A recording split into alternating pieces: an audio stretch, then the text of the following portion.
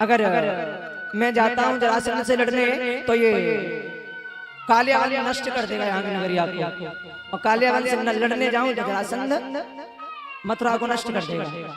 तो उसी समय भगवान ने बीच समुद्र में एक नगरी का निर्माण कराया है जिसके अनेकों द्वार हैं और उसका नाम है द्वारका नगरी।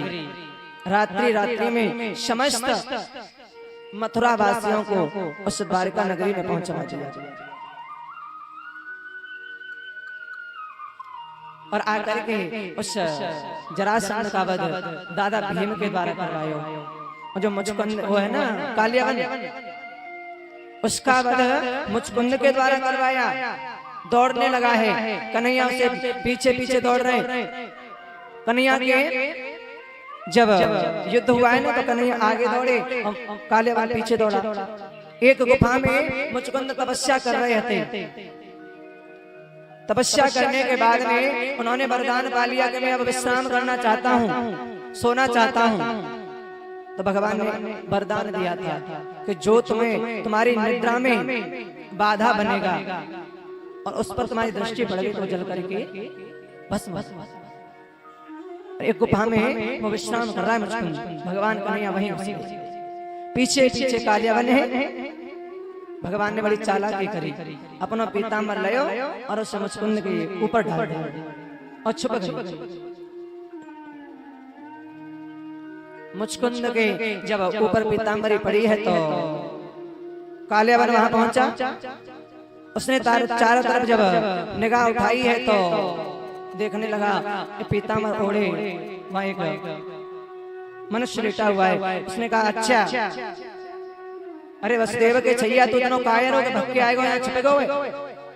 आज कृष्ण समझ गए कि उस कालियावन ने मुचकुंद में एक लात मारी है। मुचकुंद की निंद्रा टूटी और निंद्रा टूटते ही जैसे ही वो जगह है एक दृष्टि कालियावन पर पड़ी है। वो जल करके तुरंत की तुरंत वहां भस्म हो। सब मिलकर के कहो राधे राधे। और भगवान कन्हैया सबके संग में द्वारका में वास करते हैं। और उसी समय भगवान कन्हैया का एक नाम पड़ गया। क्या नाम है? द्वारकाधीश भगवान। बोलो द्वारकाधीश भगवान की। भगवान पौंड्रक का वध करते हैं जो नकली कृष्ण बनकर के समस्त काशी वासियों से पूज रहा है। बलराम जी ने आकर के बताया कि नकली कृष्ण घूम रहा है, लकड़िया के हाथ बनवाए ले और वो पूज रहा है। तो भगवान ने उसका भी संहार किया है। श्री सुखदेव जी आगे भगवान के विवाहों का वर्णन करते हैं।